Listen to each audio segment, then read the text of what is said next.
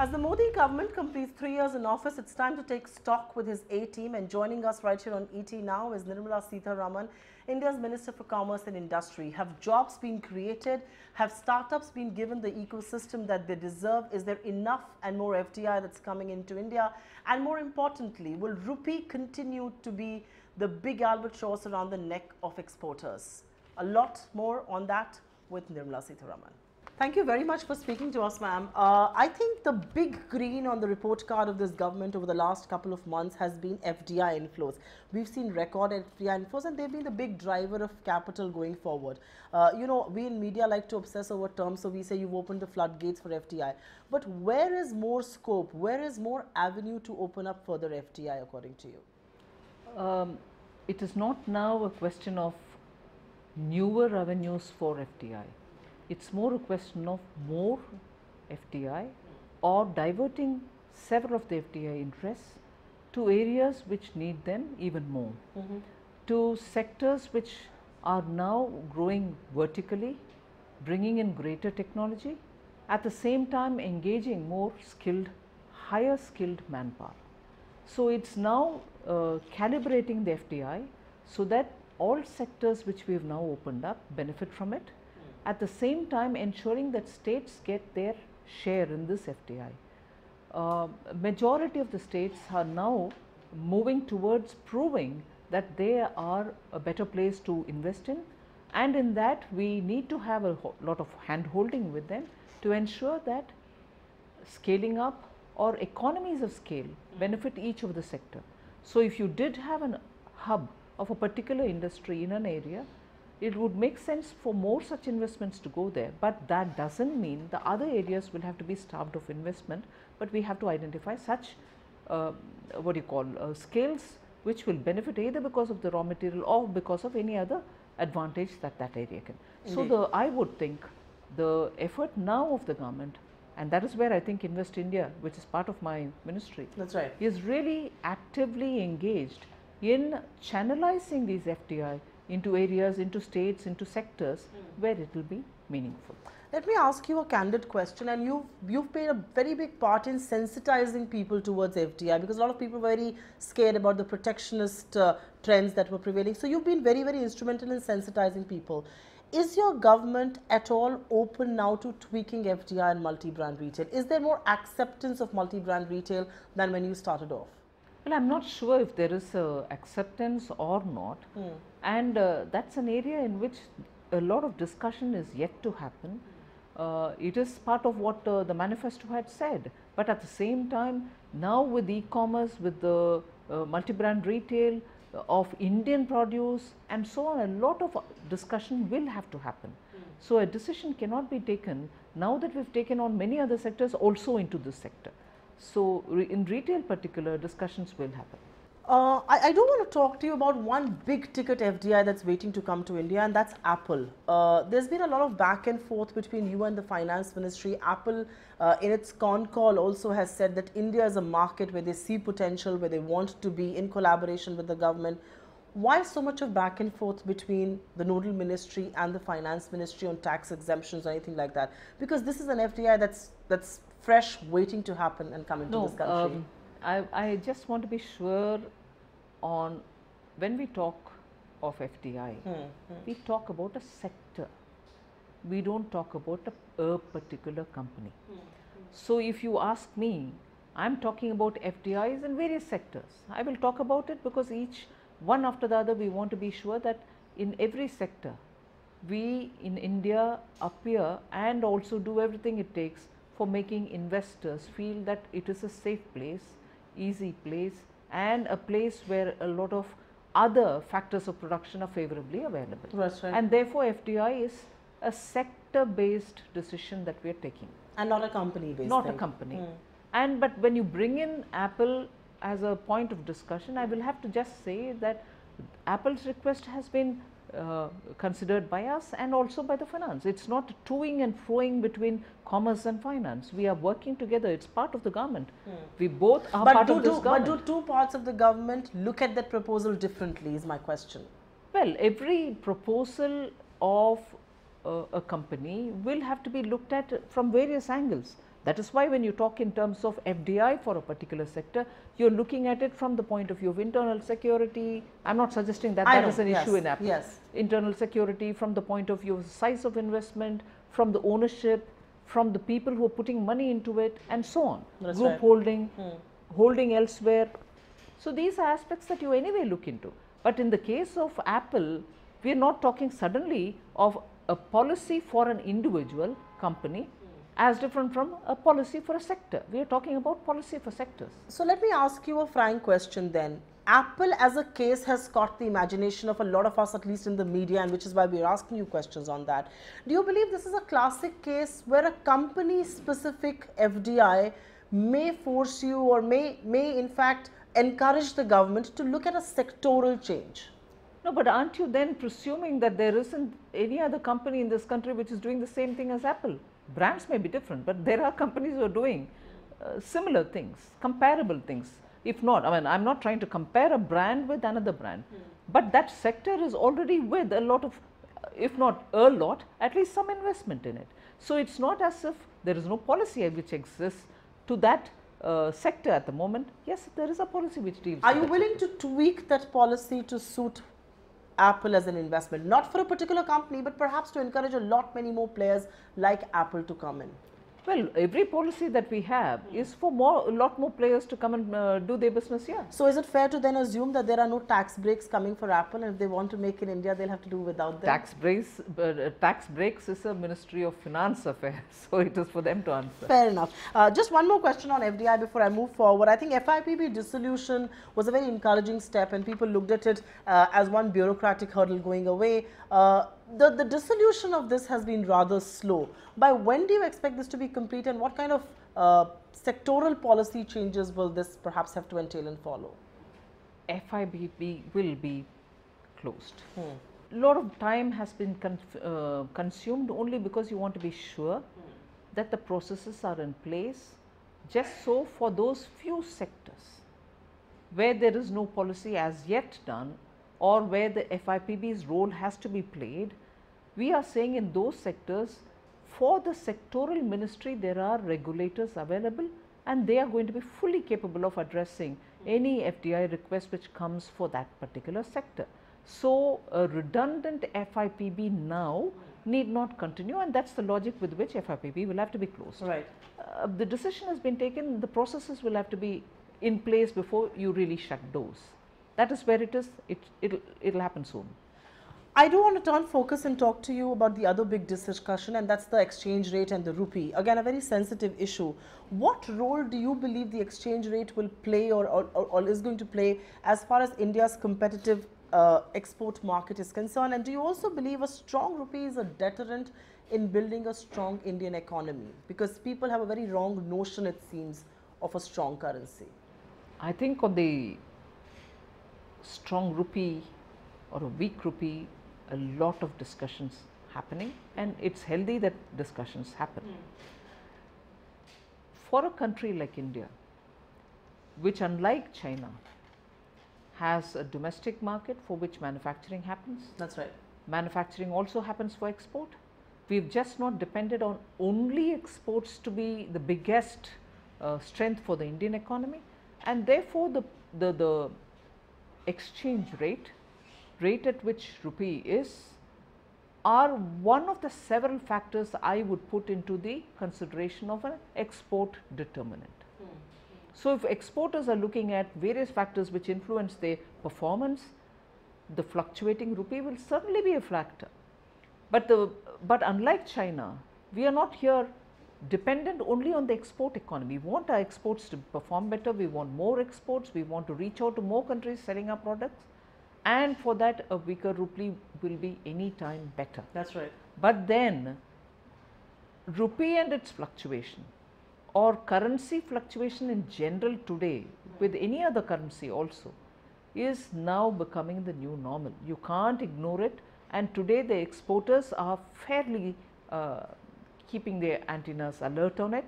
I don't want to overplay its role. At the same time, I will certainly reiterate that for export performance to improve, India as a whole and the states in particular will have to have a concerted attempt to bring in better infrastructure, to take care of the logistics, because the logistic hiccup that our exporters face is just not being emphasized enough. So, logistics, availability of fundamental infrastructure, whether it is electricity or water, sometimes even land, all of this add to the exporters' woe. So, I do not want to overplay on the currency woes only. I'm glad you're saying that, and I think you're also in a catch-22 because you don't just have to balance the needs for exports, you also have to look at the Indian domestic industry. So you have a very tight rope to walk there. So let me quote somebody who is an arm of the government. The chief economic advisor just a few days back on our channel said that the rupee is far too strong for the for the comfort of exporters, beginning to hurt that.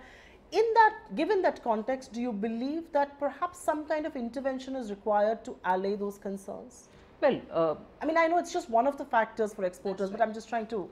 But what is that you're suggesting? Because I understand that the rupee is fairly market determined. So what is the intervention that we are talking about? Yes, the CEA may be right in saying overheated, overpriced rupee is not going to help the exporter. But then that's something which therefore will have to be watched carefully, and what determines the strength of this rupee will have to be analyzed rather than suggest that there can be an intervention. No, there cannot be an intervention from the government, because I understand the rupee is. We're not a China at the end of the day. Yes. But do you believe that while the RBI's mandate is to fix volatility in the currency, the decision to manage the exchange rate has to be a more joint effort between the government and the RBI? I mean, have we given up too much of the mandate to the central bank? Well, I'm not sure, because that's an area in which frequently the government is being asked. Independence of RBI, independence of the monetary policy makers, independence of the functions of a central bank, and so on.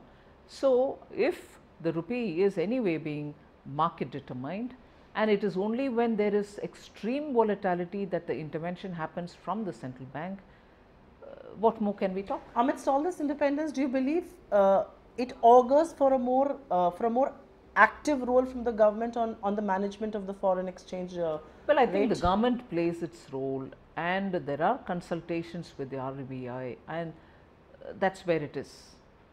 I don't think it can be beyond that.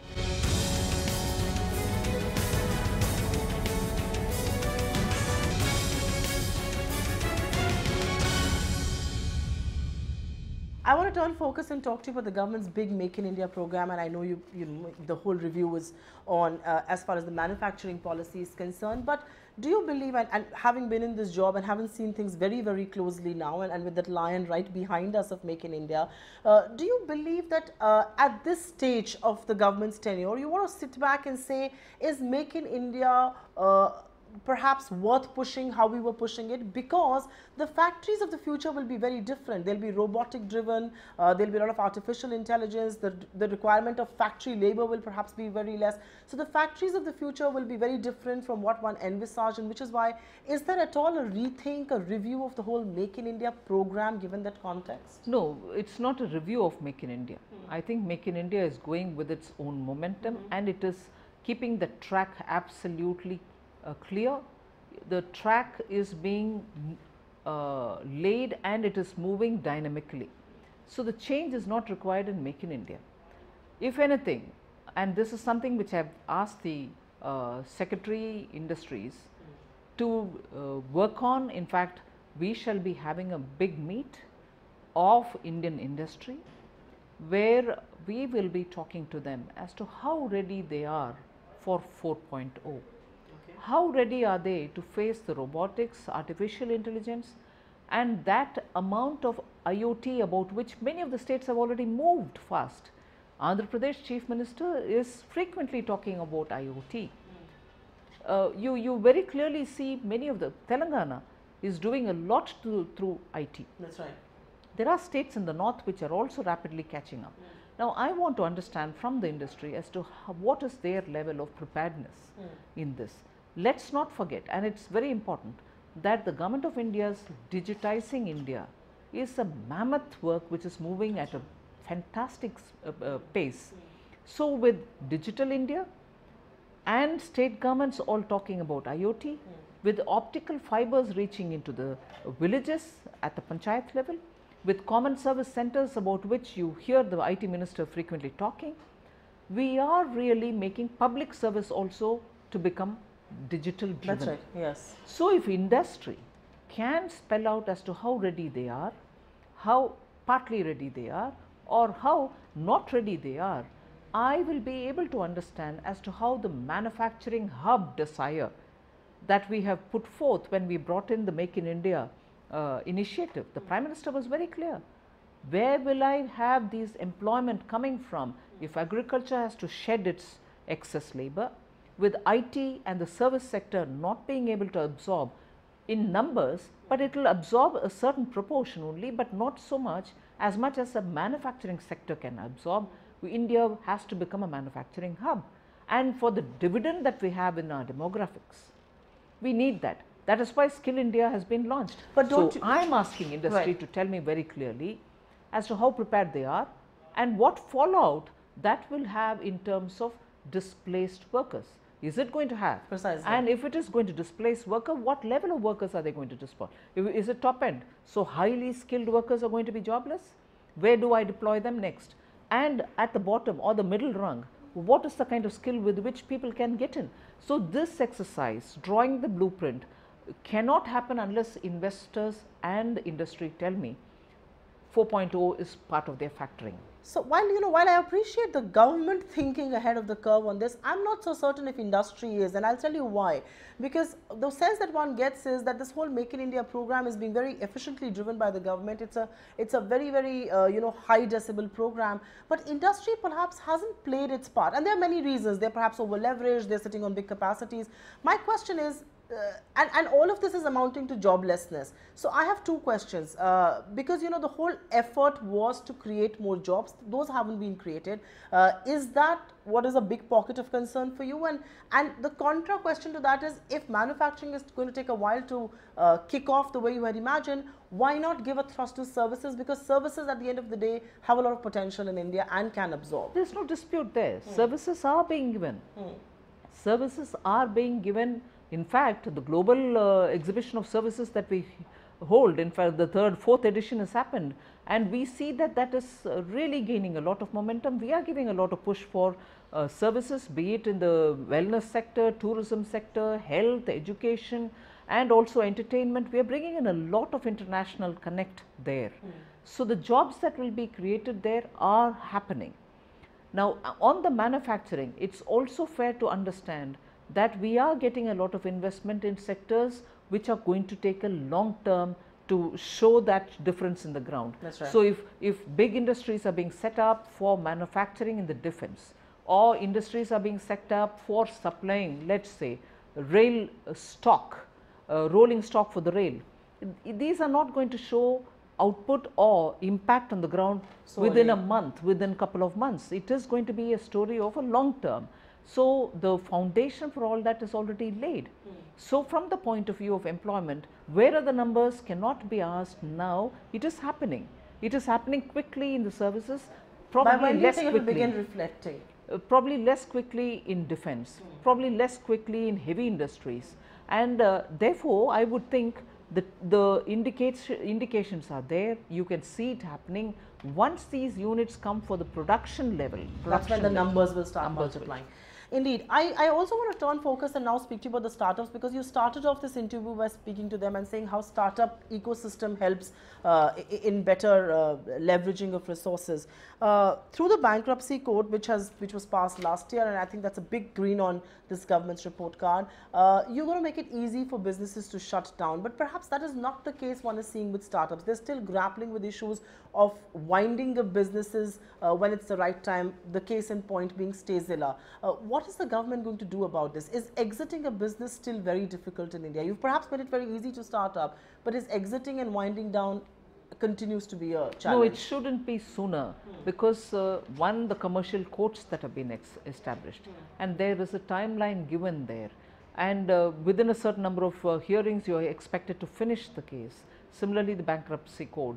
These are, after all, things which have happened in the near past, and I expect with the rules being framed and the trickle down, obviously, it shouldn't any longer be difficult for, let us say, startups unfortunately wanting to wind up.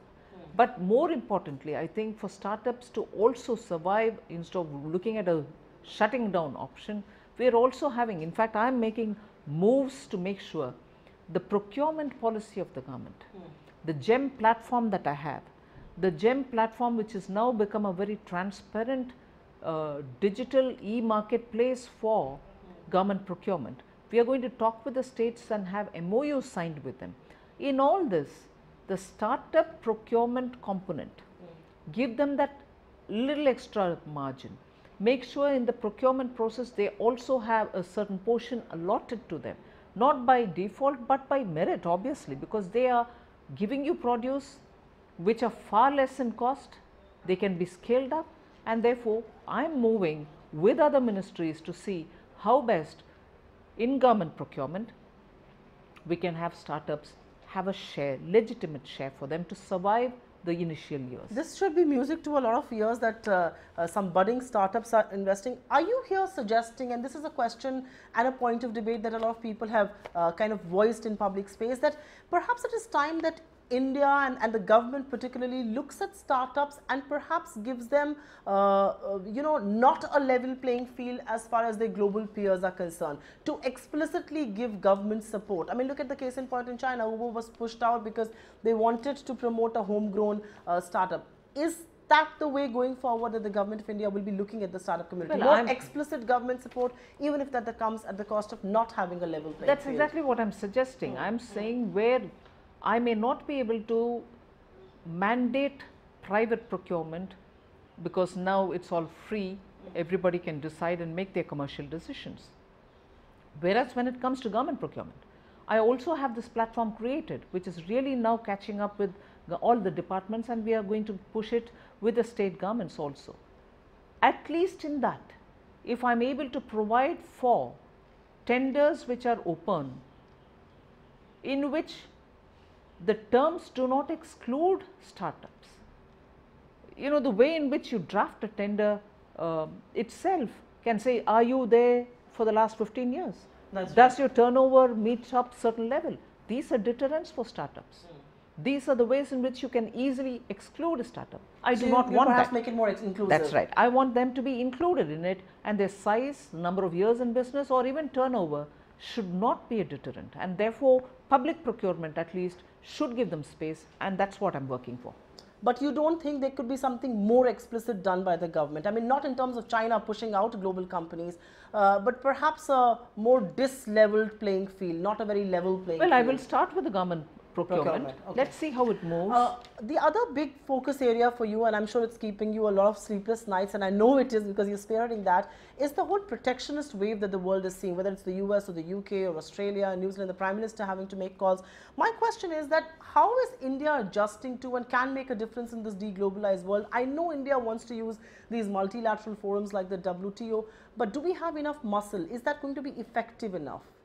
Well, the point is, all these years, when developed economies were seeking access, were seeking to sell their produce to us, were seeking access to our raw materials, free trade was being lectured. Yes, yes. Today, I agree free trade is not an absolute term, it is relative to something else. But today, when we want access, when emerging economies think they have that capacity in them to be able to service at least the barriers are going up. Yes, and yes, it is a challenge, but we shall look into the eye and speak as equals, because after all, the skills and imparting such knowledge in our manpower, in our human resource, in specializing them in some particular professions, are all things which have been done by the government to the people, and people themselves have acquired all this. Why wouldn't that advantage which they possess naturally be utilized for serving their economies too? So, I will definitely have to speak as equals with these economies, because we have the capacity and it is going to help the economy in bringing in economies of scale. Why wouldn't they want it? So, the protectionism that they are suddenly now fond of will have to be contextualized. It can't be one way all this while and a completely opposite way now. I'm glad we have a minister who says we look them in the eye and speak to them as equals. But in global trade, they also say an eye for an eye and a life for a life. So Sunil Mittal very recently said that the Indian government should reciprocate by putting curbs on foreign internet companies that operate here. Is that anywhere on the radar? I mean, will it perhaps come to that? Because there is a lot of protectionist stance and all kinds of rhetoric that's coming in from the world. Well, these are things which we are discussing.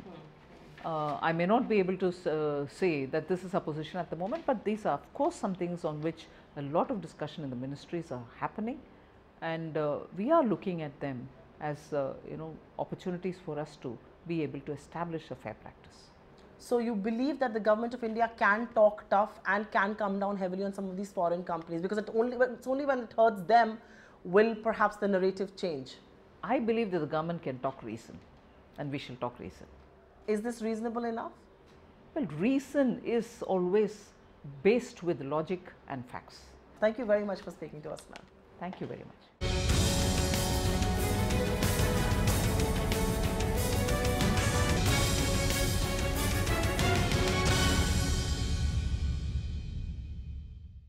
Find us on Facebook at facebook.com/etnow and don't forget to click the like button. You can also follow us on Twitter at etnowlive. To stay updated with all our programming, hit the subscribe button on our YouTube channel by logging on to youtube.com/etnow.